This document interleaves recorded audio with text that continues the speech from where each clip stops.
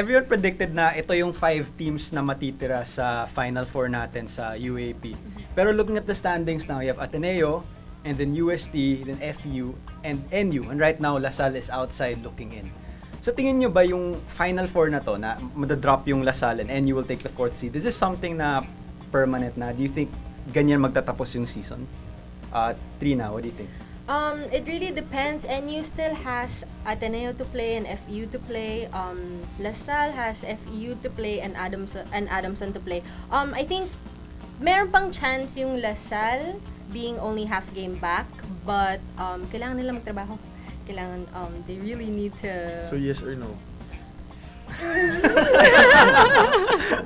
Bawal safety dito. No. Tayo nasa online. No, for 3 para sa'yo. For 3, UST Adamson for sure, na FU for sure. I go with NU over LaSalle. NU over LaSalle, NU Jai. over LaSalle. I'll go with NU also over LaSalle just because I think NU is peaking at the right time right now.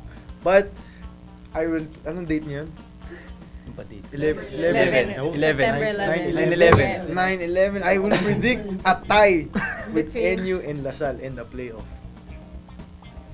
Sa akin din, parang kay Jai, NU LaSalle. So, walang pakialam ba sa iyo? Pasok naman FU. Hindi ako, NU LaSalle tie din, tapos playoff. Pero, ewan ko, feeling ko gusto kong pumasok yung LaSalle eh. Hindi dahil galit ako sa NU. Okay.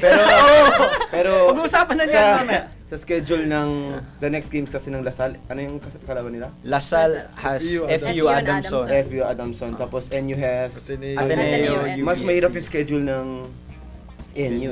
So kailangan talaga mag-step up yung LaSalle. Yun ang chance nila para makapasok ng Final Four. Going to the first 3 teams, kasi right now UST is within striking distance pa. If they beat Ateneo, tapos kung matalo nila ang UE, pwede silang mag number 1. At saka we can see also FEU. Kung wari magsipag yung NU, let's say they win all their games, which isn't unlikely, or sige, 2 out of 3, pwede pa rin mag-slide yung FEU ng pababa. What do you think about that? What does FEU have to do to maintain its number 3 or 2, like, if or at best go at number 2? Actually, yung 2 spot na yan, walang assurance na sino magiging number 2 dyan eh. Kaya nga sabi nila sa FEU NU replay, pwede maging number 2 FEU, pwede maging number 3 FEU, pwede maging number 4 yung FEU. So mahirap talaga yung schedules eh. Walang assurance na kung sino papasok talaga. Sino maging twice to beat. Yung controversy niyan, it's a big blow to LaSalle. On any other team. Siyempre NU, okay sa kanila yun. Pero sa LaSalle talaga eh. Kasi dapat nakahiwalay na sila eh. Magtatay eh, di ba? Pero I'd go right now with Ateneo taking number 1, FEU number 2.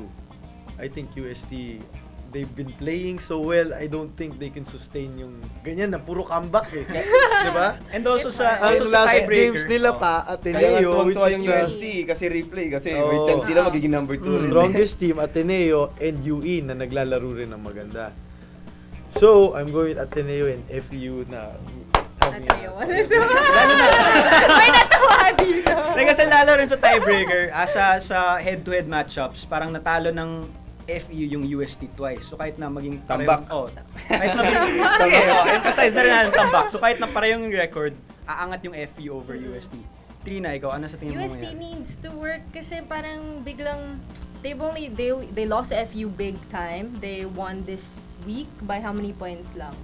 A couple of points only, but they need to start working. I feel that they're a little bit more complacent this second round. They need to start finding that fire because they kind of lost it this second round. Right, so Final Four predictions. If we're let's do it one by one. Okay. I'll go with Ateneo still at number 1 kasi sa tingin ko malaki yung chance nila to beat UST this weekend. Tapos NU, parang they've handled NU in the past, they can withstand Bobby Ray Park. So I'll go with UST, Ateneo, FEU, UST. Hirapan ako sa sports. I've said, the whole season, pinanindigan ko yung NU. Sabi ko, it's a good team, it's a good system, it's a good coach. I want to see Ray Parks in the Final Four. So yun, that's my Final Four. Ako, Ateneo. Sorry. Wala pala sila. Women's wala na si Arayi. Hindi na lang Adamson. ACL siya ngayon. Anyway, Ateneo, UST will be number 2 if they keep it up. FU and NU. Okay. Ako, Ateneo. Yun lang. Ateneo, That's all that FU, matters. UST, NU. I mean, I think it will be a tight race. Sabi ko nga, I'm predicting a tie.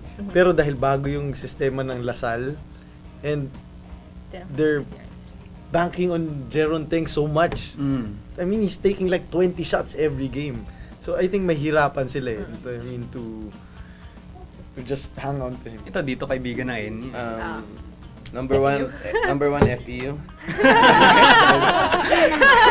Number 1 Ateneo syempre. Tapos hopefully number 2 magiging FEU. Tapos 3 UST. Pwede ba 5? Kasi Final 4 lang po tayo. gusto ko talaga pumasok din yung Lasal. Bakit Kasi, ba? Bakit? Hindi ko maintindihan. Iba. Hindi kasi parang for all of this year, mga ilang years, parang di ako sang-ayon sa sistema nila. Parang gusto ko yung system nila. Sayang lang nawala talaga si L.A. Revilla ngayon. Pero bumabalik naman siya. Kaya tungtuwa ako sa sistema nila. Pero sa pinapakita ni Ray Parks and yung NU, siguro, NU. So in other words, Coach G, may playing year pa itong bata.